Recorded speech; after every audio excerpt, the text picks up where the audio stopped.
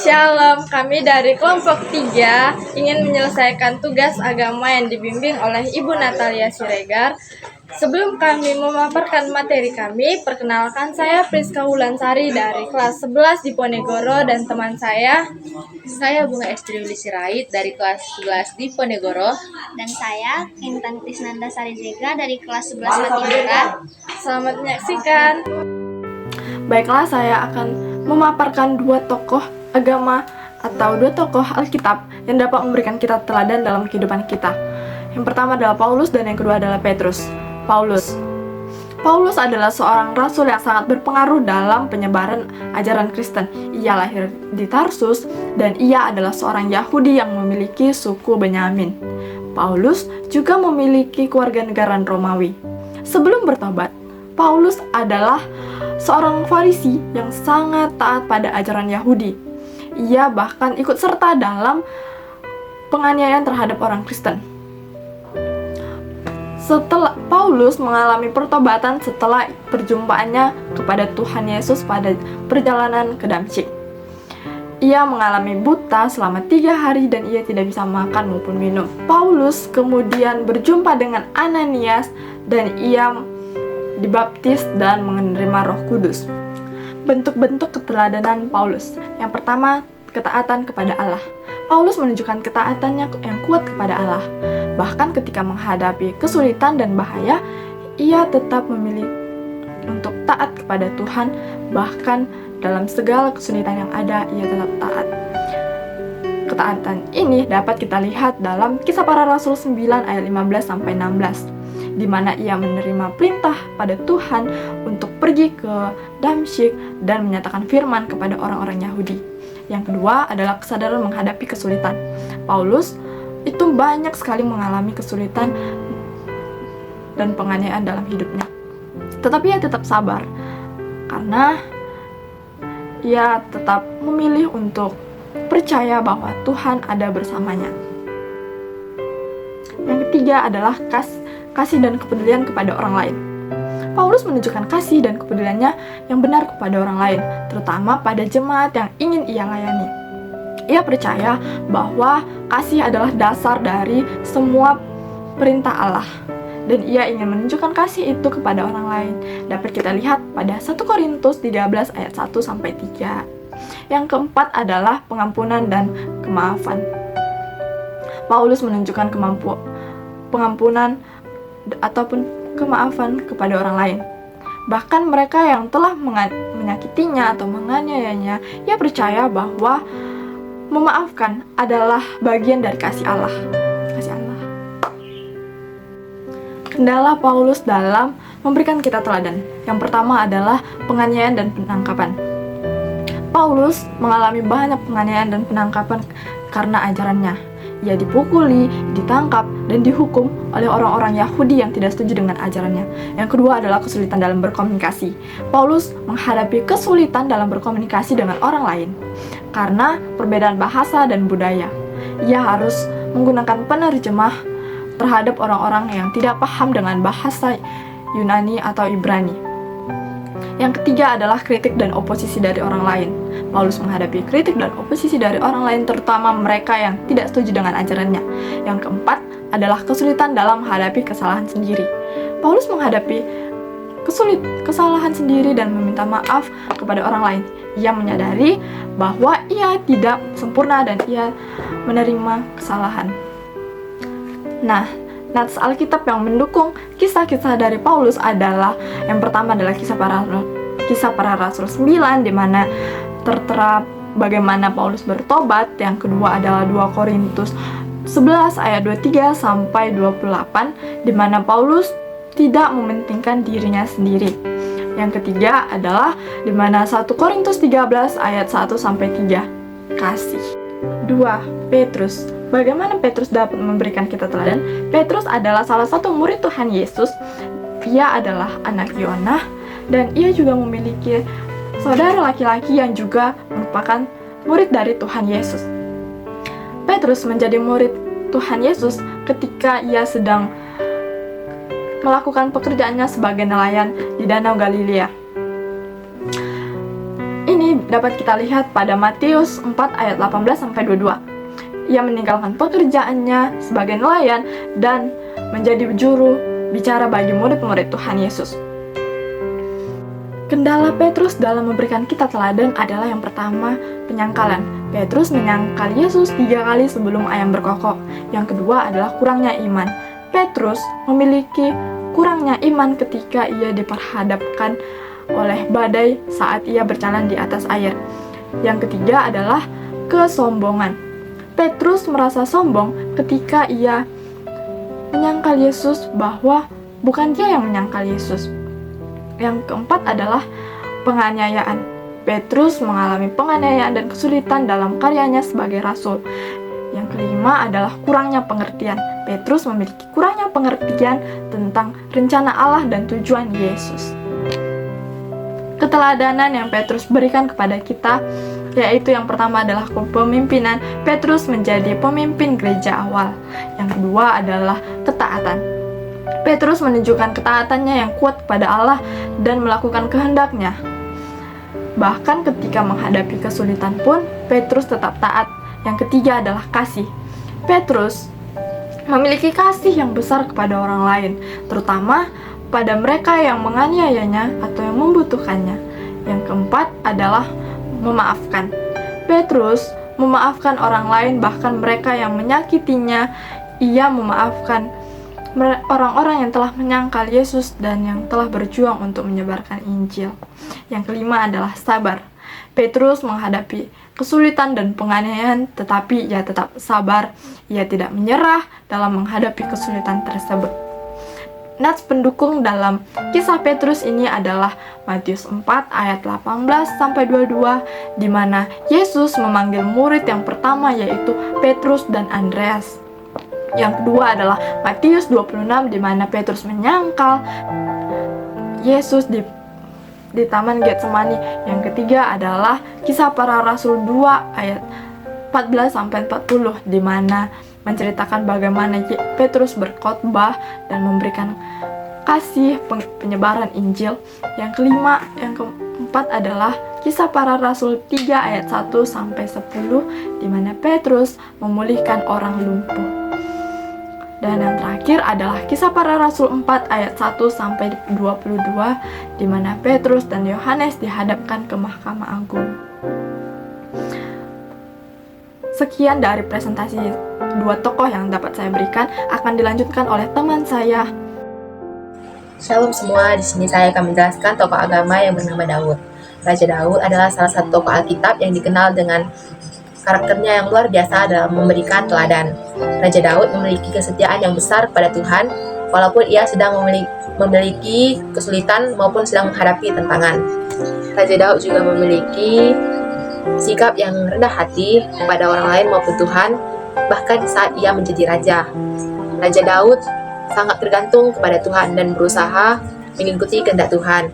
Dan di sini Raja Daud menjadi contoh yang baik untuk orang lain, sebagaimana menjadi pemimpin yang setia, rendah hati, dan selalu tergantung kepada Tuhan. Kendala yang dihadapi Daud saat memberikan teladan yang pertama itu kesalahan pribadi. Daud melakukan kesalahan yang sangat besar saat ia berzina dengan Batseba dan membunuh suaminya Uria.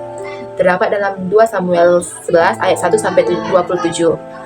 Di situ ia merasa tidak layak untuk memberikan teladan karena sudah melakukan kesalahan yang sangat besar. Yang kedua, kesalahan memimpin. Daud juga melakukan kesalahan saat memimpin. Ia memutuskan untuk menghitung jumlah tentara Israel, yang dimana itu adalah kesalahan yang tidak disukai Tuhan.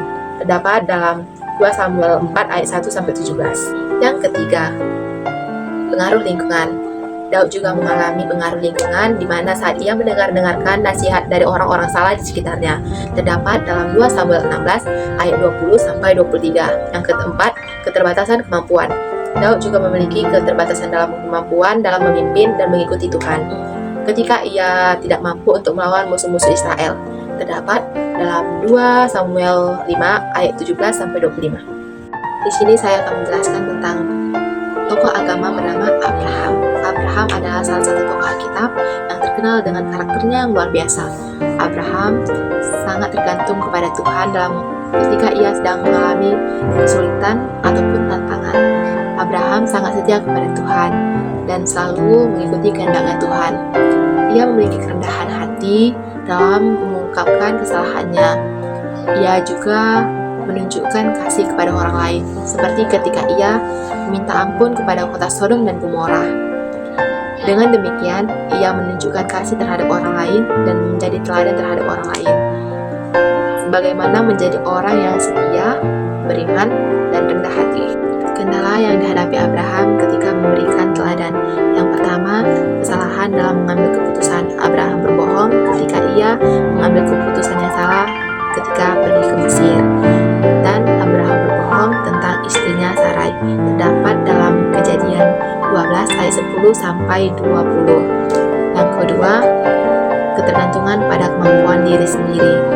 Abraham melakukan kesalahan yang sangat besar ketika ia mencoba memiliki keturunan dengan Hagar budaknya. Terdapat dalam Kejadian 16 ayat 1 sampai 16.